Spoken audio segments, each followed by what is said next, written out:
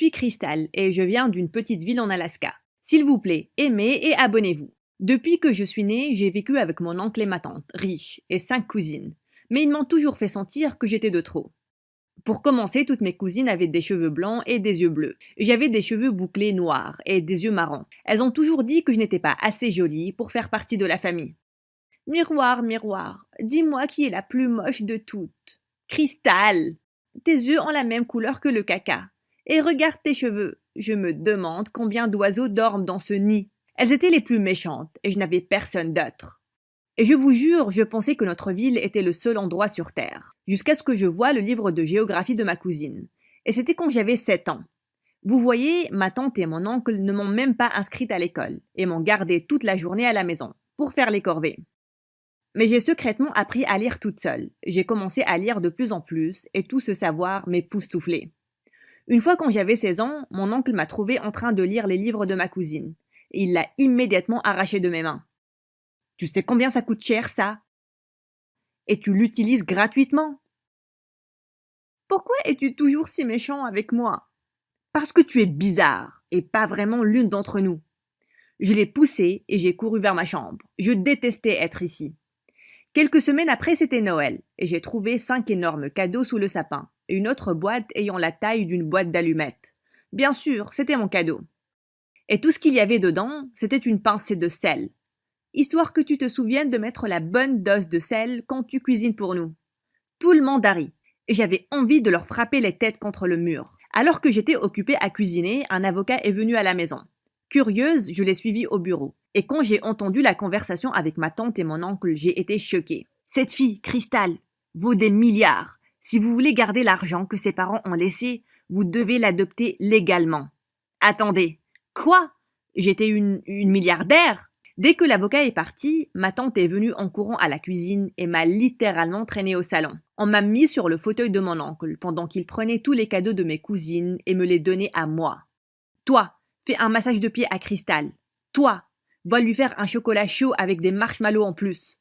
Et vous autres, on change le menu pour cuisiner ce que Cristal aime le plus. Et vous allez cuisiner. Allez, au fourneau. Waouh. Juste waouh. Tout à coup, j'étais aimée et vraiment gâtée. J'ai décidé que maintenant était le bon moment pour avoir ce que je voulais vraiment. Aller à l'école. Oh ma chérie, non. L'école est un endroit tellement dangereux pour les filles. Mais toutes mes cousines sont des filles. Ce sont des débiles. Elles ne sont pas aussi précieuses que toi, ma chérie. On va embaucher le meilleur tuteur pour toi. C'était mieux que rien. Au moins, j'allais apprendre quelque chose. Mais le lendemain soir, alors que je prenais de l'eau dans la cuisine, je les ai entendus parler. Combien de temps on doit devoir gâter cette vilaine fille? Ne t'inquiète pas. Une fois qu'on prendra son argent, on l'enverra dans un orphelinat. Qui veut de cet enfant poilu? Iou. Mon Dieu, je savais qu'ils étaient gentils avec moi seulement pour l'argent. Mais ces imbéciles cupides n'avaient même pas l'intention de me laisser rester. Cette nuit-là, j'ai fait mes valises et je me suis enfuie. J'ai pris le premier train qui quittait la ville. Dans le train, une vieille dame s'est assise à côté de moi et m'a dit que j'étais vraiment jolie. Elle avait l'air gentille. Et quand on est descendu, elle m'a demandé de la rejoindre pour un repas chez elle. C'était la première fois que quelqu'un me traitait si gentiment, sans savoir que j'étais riche. Quand je suis arrivée à son manoir, il semblait qu'elle était elle aussi une milliardaire. J'ai rencontré quelques filles plus âgées que moi, mais elles avaient l'air toutes heureuses. Apparemment, cette gentille dame leur a tous donné du travail et les laissait même habiter ici. Je me demandais si je pouvais rester ici. Et à ma surprise, elle a joyeusement accepté. Les semaines se sont écoulées et tout allait bien, jusqu'à ce qu'un jour, cette femme me réveille rudement à 3 heures du matin. « Habille-toi et prépare-toi !»« Quoi? Pourquoi? Le soleil ne s'est même pas encore levé. »« Quoi? Tu es une poule qui attend le lever de soleil? Prépare-toi, sinon je vais te virer d'ici. » Oh mon Dieu! Soudain, la bonne fée s'est transformée en une carène. Elle m'a traînée le long du couloir principal où toutes les autres filles étaient déjà rassemblées. Et puis, elle a commencé à expliquer comment on allait s'introduire dans une maison pour voler des trucs bientôt. Attendez une seconde. C'était une cambrioleuse professionnelle? Oh mon Dieu! Je ne pouvais pas croire que je vivais avec un gang de voleuses durant des semaines. Je n'allais pas participer à ça. Je suis partie en douce et j'ai utilisé le téléphone de la vieille dame pour les dénoncer à la police. Quand la police est venue pour l'arrêter avec le gang, l'une des filles s'est tournée vers moi et elle a dit « J'ai toujours su que tu n'étais pas une voleuse. Tiens, prends ça et va voir cet homme. C'est quelqu'un de très gentil qui veut adopter une fille. Je me suis donc enfuie et je suis allée à l'adresse de Monsieur Hammond, et cet homme semblait être plus riche que cette vieille Karen. Quand un majordome m'a emmené vers lui, j'ai expliqué que je n'avais pas de famille, et qu'une fille m'avait donné ses coordonnées, et il était très heureux.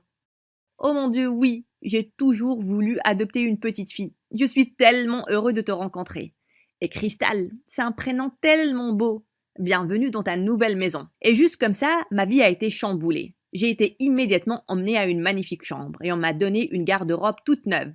Et quand j'ai vu l'immense bibliothèque dans la maison, j'ai été ébahie. Oh monsieur, vous ne savez pas combien j'aime les livres. Tout ce que j'ai toujours voulu, c'est d'aller à l'école et d'apprendre autant que possible. Eh bien, ma chère, ça peut être facilement arrangé. Il a rapidement appelé quelqu'un et m'a dit que j'allais commencer l'école la semaine prochaine. Est-ce que c'était réel?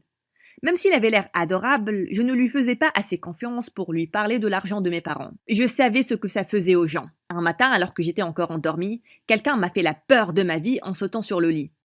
J'ai laissé échapper un grand cri. Et puis j'ai vu une fille, ayant quelques années de plus que moi. Elle criait aussi. « Oh mon Dieu! Qui es-tu? Et qu'est-ce que tu fais dans mon lit? Papa! » Papa? Monsieur Hammond est venu en courant. Il s'est avéré qu'elle était sa fille, Pearl, qui était maintenant à l'université. « Je viens de rentrer pour prendre quelques trucs. Je suis partie et tu as adopté une petite moche et tu lui as donné ma chambre. Ne sois pas rude. Et oui, je suis tout seul maintenant. Et je veux un peu de compagnie. Maintenant, dis bonjour à ta sœur. Sœur, pfff. Je ne sais pas dans quelle poubelle tu l'as trouvée, mais sors-la de ma chambre. Ça va aller.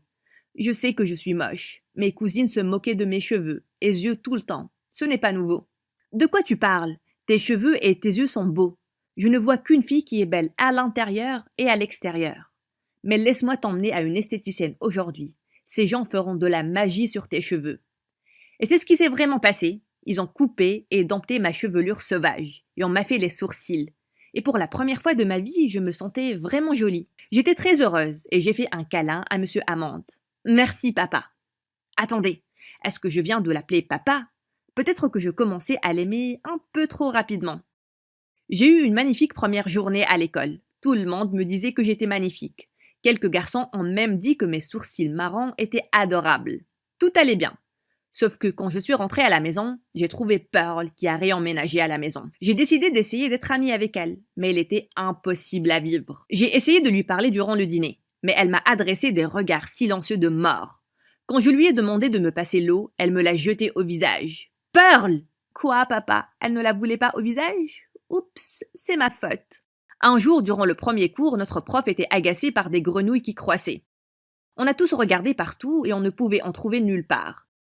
C'est là qu'un garçon a mis son oreille près de mon sac. Il a dit « Je pense que ça vient de là. » J'ai ouvert mon sac et je l'ai immédiatement lâché. Une douzaine de grosses grenouilles ont sauté. Il y a presque eu une bousculade avec tout le monde qui criait et qui courait partout. Alors que la prof courait, elle a trébuché sur une chaise et elle est violemment tombée par terre. Elle s'est blessé le bras et j'ai eu un mois de détention pour ma blague.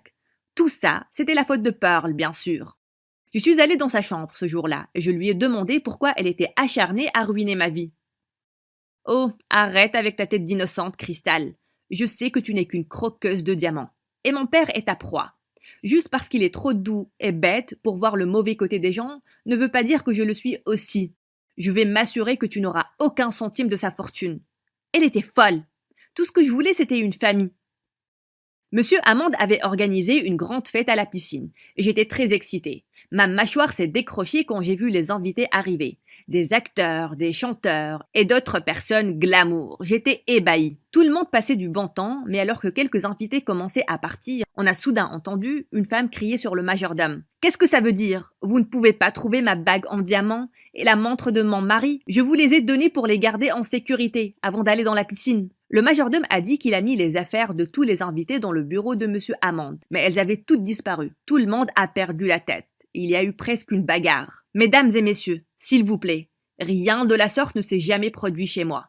Et je vous assure, je ne vais me reposer que lorsque toutes vos affaires seront retrouvées. Vous avez ma parole. Alors que les invités énervés sortaient en marmonnant et en menaçant Monsieur Hammond, il a ordonné aux servantes de chercher toute la maison. À peine 10 minutes après, une servante est revenue en courant avec mon sac à dos.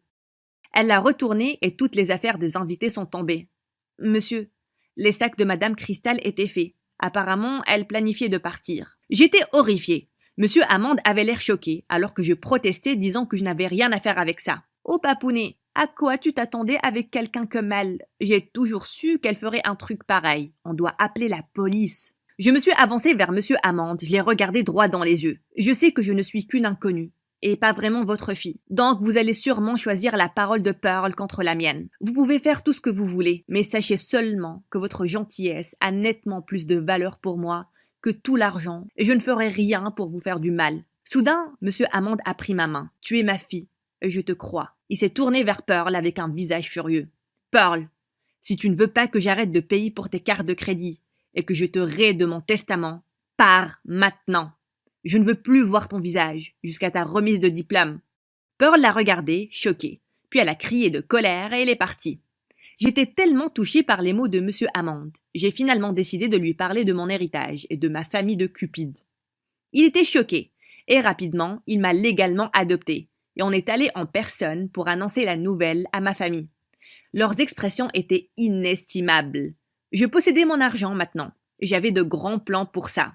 J'ai construit une école pour les enfants pauvres. Et maintenant, je donne des cours là-bas à chaque fois que je le peux.